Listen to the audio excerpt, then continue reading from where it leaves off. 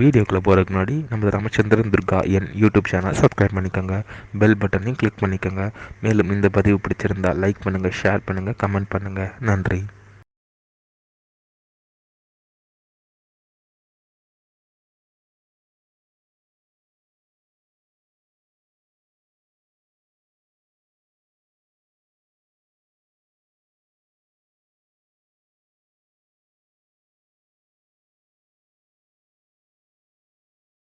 ஸ்ரீகுருப்போ நம. ஹரி ஓம். ஸ்ரீ மகாகணாதிபதியே நம. அனைவருக்கும் முதற்கண் கோடான கோடி நமஸ்காரங்கள், வணக்கங்கள், வந்தனங்கள். அனைவருக்கும் அன்பு கலந்த இனிய ஆசீர்வாதங்கள். நமது ராமச்சந்திரன் துர்கா என்ற யூடியூப் சேனலிலே தினம் ஒரு தகவல் என்கின்ற தலைப்பிலே ஒவ்வொரு மனிதனாக பிறந்தவர்கள், அது ஆண்களாக இருக்கட்டும் பெண்களாக இருக்கட்டும், அனைவரும் தங்களது வாழ்க்கையை இப்படித்தான் கடைபிடித்து கொள்ள வேண்டும் என்று நாம் அனைவருக்குமே வேத தர்ம சாஸ்திரத்தில் சொல்லப்பட்ட உண்மையான செய்திகளை ஒவ்வொன்றாக சொல்லி வருகின்றோம்.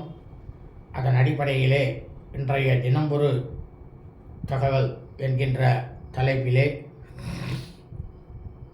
இன்றைய பதிவானது இந்த பிரபஞ்சத்தில் உலகத்தில் மனித பிறவிகளாக பிறந்த ஸ்திரீகள், பெண்கள் அனைவருக்கும் வேத தர்ம சாஸ்திரத்தில் சொல்லப்பட்டுள்ள உண்மையான விஷயம் என்னவென்றால், நாம் அனைவரும் ஒன்றை மனதில் நினைத்து கொண்டு வைத்து கொண்டிருக்கின்றோம்.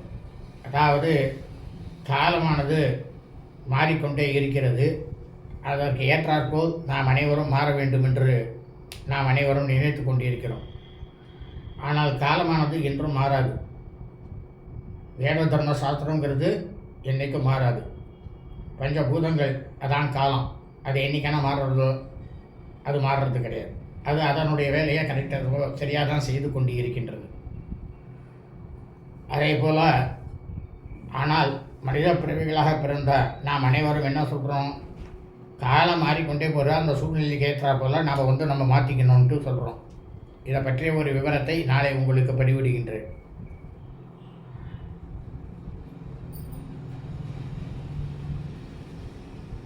இன்றைய பதிவானது என்னவென்றால், ஸ்திரீகள், பெண்கள் தினந்தோறும் எந்தெந்த வயதில் நமது பாரம்பரிய உடைகளை அணிய வேண்டும். ஸ்திரீகள், பெண்கள் ஜனனம் எடுத்தது முதல்,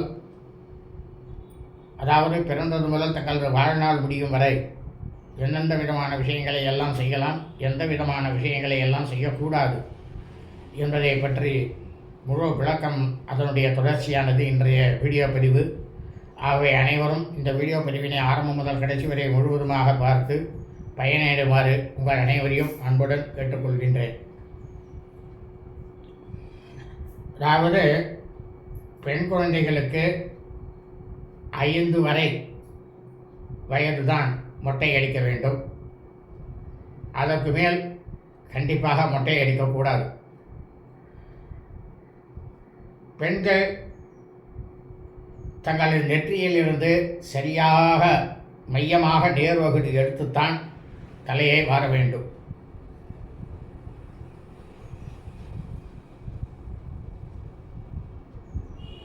பெண்கள் எப்பொழுதுமே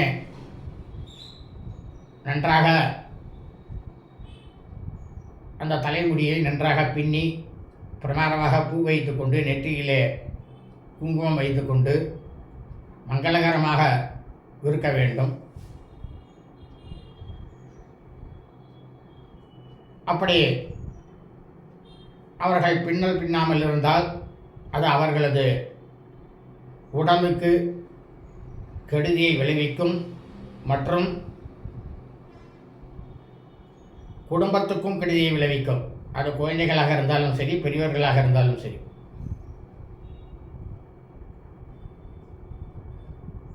நேற்றைய தினம் இந்த பகிஷ்டையை பற்றி உங்களுக்கு கூறி வந்து கொண்டிருந்தேன். அதாவது பகிஷ்டை மாதவிடாய் காலங்களில் அந்த 4 நாட்கள், மாதம் இருக்கக்கூடிய அந்த 4 நாட்களில் எந்தெந்த விஷயங்களுக்கெல்லாம் போகக்கூடாதுன்னு சொன்னேன். அதனுடைய தொடர்ச்சியாக எப்பேற்பட்ட சுப விசேஷங்களாக இருந்தாலும் சரி, அது நாம் பிறந்த வீட்டிலே நமது கூட பிறந்த சகோதர சகோதரிகளாக இருந்தாலும் சரி, அல்லது நாம் புகுந்த வீட்டிலே இருக்கக்கூடிய தன்னுடைய கணவருக்கு சகோதர சகோதரிகளாக இருந்தாலும் சரி, எப்பேற்பட்ட விஷயமாக இருந்தாலும் சரி, கண்டிப்பாக செல்லக்கூடாது. அதேபோல் அபரகாரியங்கள், அதாவது தங்களது தாயாரோ தகப்பனாரோ அல்லது உடன் பிறந்தவர்களோ, தாங்கள் புகுந்த வீட்டில் இருக்கக்கூடிய உங்களது மாமியாரோ மாமனாரோ அல்லது உங்களது கணவருடன் பிறந்தவர்களோ அல்லது உங்களது கணவருக்கு பங்காளிகளாக இருப்பவர்களோ இந்த காலகட்டங்களில் மரணித்து இறந்து இருப்பார்களேயானால் அந்த இடத்துக்கும் தாங்கள் செல்லக்கூடாது.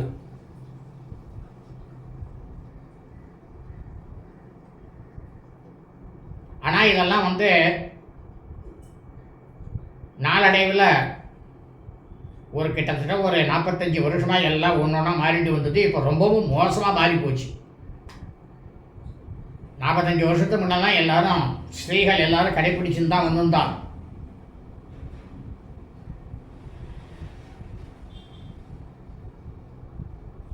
அப்போ நல்லா க்ஷேமமாக இருந்தால் எல்லாருமே நன்னா இருந்தது. வருமானம் இருந்தாலும் சரி, வருமானம் இல்லாவிட்டாலும் சரி, ரொம்பவும் சந்தோஷமாக இருந்தா.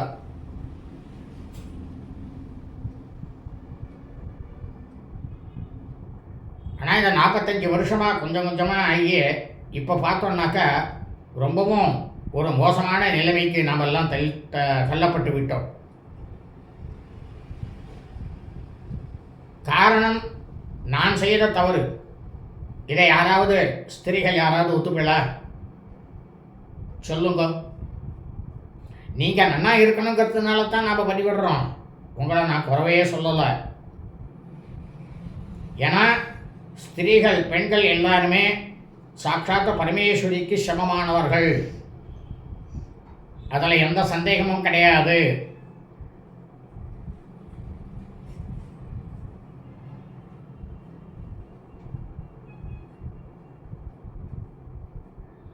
அப்படி நாம் அந்த விசேஷங்களுக்கு ஒன்று சுப விசேஷங்களோ இல்லை அசுப விசேஷங்களுக்கோ நாம் போகிறோம் அப்படின்னு வச்சுப்போம்.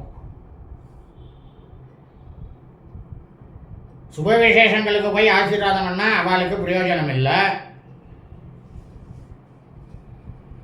இந்த மாதிரி இறந்தவர்கள் போய் அவளுக்கு போனோம்னாக்கா அவளுடைய சாபமானது நமக்கு வருதான்.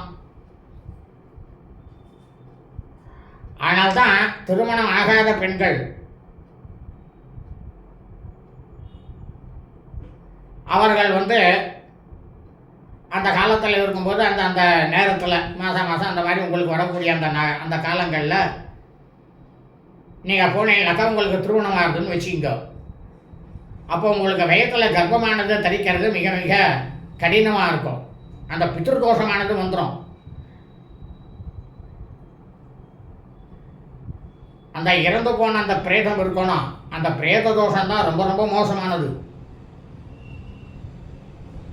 அதனால தான் இன்றைக்கி எல்லாருக்கும் சில பேருக்கு பார்த்தீங்கன்னாக்கா திருமணம் ஆகிட்டு 5 வருஷம் ஆச்சு, 6 வருஷம் ஆச்சு, 7 வருஷம் ஆச்சு, 8 வருஷம் ஆச்சு. ஏன்? இதனால் நாம் செஞ்ச தப்பை நம்ம ஒத்துக்க மாட்டோம். உண்மையாகவே சொல்கிறோம். நாம் செய்த தவறை நாம் என்றைக்கு உணர்கின்றோமோ அன்றைக்குத்தான் நாம் அனைவருமே இந்த இந்துக்களினுடைய தர்மசாஸ்திர நெறியை கடைபிடிப்போம். ஸ்திரீகளுக்கு மிகவும் முக்கியமாக ஒன்றை சொல்லுகின்றேன். உங்களுக்கு திருமணமாகிவிட்டது என்றால் சுமங்கலிகள் அனைவரும் தயவு செய்து உங்களது குழந்தைகளுக்கு உடல்நிலை சரியில்லை என்று ஏதேனும் தெய்வங்களுக்கு மொட்டை அடிக்கிறேன் என்று வேண்டிக் கொள்ளாதீர்கள். காரணம் என்னவென்றால்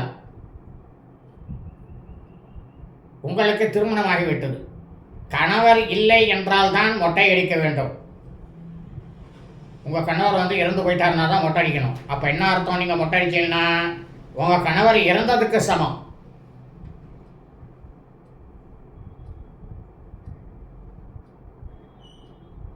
இதை சுமங்கலிகள் அனைவரும் மிகவும் ஞாபகமாக வைத்துக் கொள்ளுங்கள்.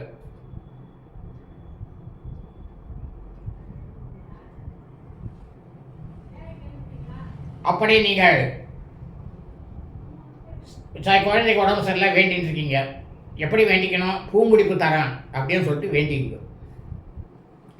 கொஞ்சம் போகிறோம் கீழே வந்து உங்களுடைய கூந்தலை அடையில கொஞ்சம் போகிற அதை வந்து வெட்டிட்டு அதை வந்து குடிக்கலாம்.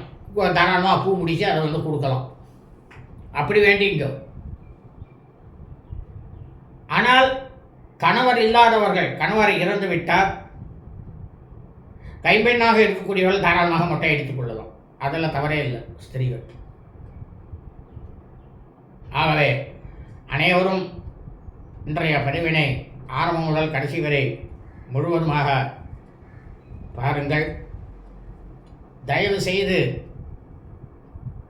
ஸ்திரீகள் அனைவரும் தான் அந்தந்த குடும்பத்தின் மகாலட்சுமி. அதை மனதில் வைத்துக்கொண்டு அனைவரும் தயவு செய்து கடைபிடிக்க வேண்டுமாய் அடியேன் பணிவன்புடன் தாங்கள் அனைவரையும் கேட்டுக்கொள்கின்றேன். நாளை இதனுடைய தொடர்ச்சியானது தொடரும். லோகா சமஸ்தா ஸ்பினோ பவந்தோ. சுபம் அஸ்து.